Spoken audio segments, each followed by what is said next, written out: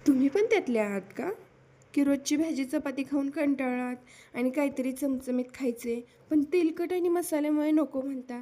अहो मग विचार कशाला करताय? आता ही रेसिपी फक्त तुमच्यासाठी. करायचं मंडळी, त्यासाठी आपल्याला थोडीशी मटकी घ्यायची आणि ती हळद आणि मिठाच्या पाण्यामध्ये तिची एक उकळी काढून घ्यायची. म्हणजे त्यातील उग्रपणा आणि चिकटपणा निघून जातो. एक उकळी आली की ती मटकी आपल्याला बाजूला घ्यायची. दुसऱ्या भांड्यामध्ये आपल्याला 2 ते 3 चमचे तेल गरम करायला ठेवायचं आहे. तेल छानपैकी गरम झालं की त्यामध्ये जिरे आणि मोहरीची फोडणी द्यायची.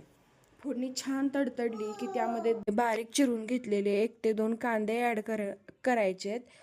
आणि कांदा सोनेरी रंगावरती छान असा आपल्याला परतून घ्यायचा आहे. कांदा छान असा आपला परतत आला की त्यामध्ये बारीक चिरून घेतलेलं टोमॅटो ॲड करायचं आहे.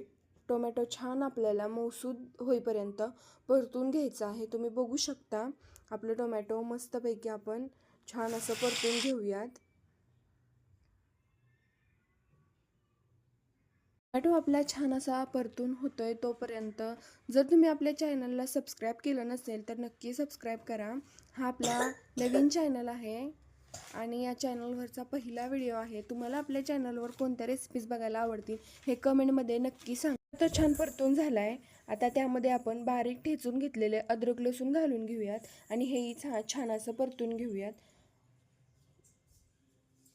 अद्रक लसूण छान असं परतून झालं की त्यामध्ये आपण आपले घरगुती मसाले घालणार आहोत. त्यामध्ये थोडीशी हळद, चिमूटभर लाल तिखट, आपला घरचा मसाला आणि 1 ते 2 चिमूट गोडा मसाला.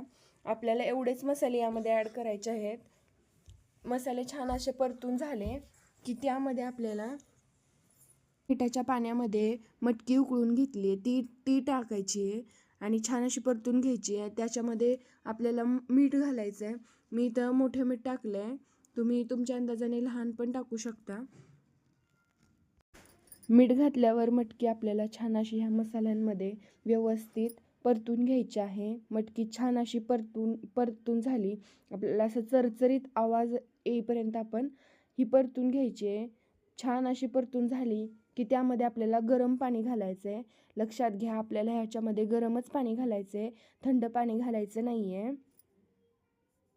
पाणी घातल्यामुळे भाजीला रंग आणि चव छान येईल. थोडीशी कोथिंबीर टाकूयात आणि तुम्ही बघू शकता भाजीला किती छान अशी उकळी आली आणि कलर तुम्ही बघू शकता. त्यामध्ये आपण अगदी चिमूटभर मसाले आणि 1 ते 2 चमचे तेल ॲड केलेलं आहे.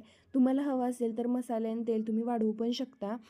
आता बघू शकता तुम्ही आपली मिसळची जी भाजी आहे ती अगदी रेडी झालेली आहे. तुम्ही ही पावासोबतही खाऊ शकता आणि चपातीसोबतही खाऊ शकता. तुम्ही कशासोबतही खा, छानच लागणार कारण हे एकदम घरगुती साहित्यामध्ये तयार झालेली आहे.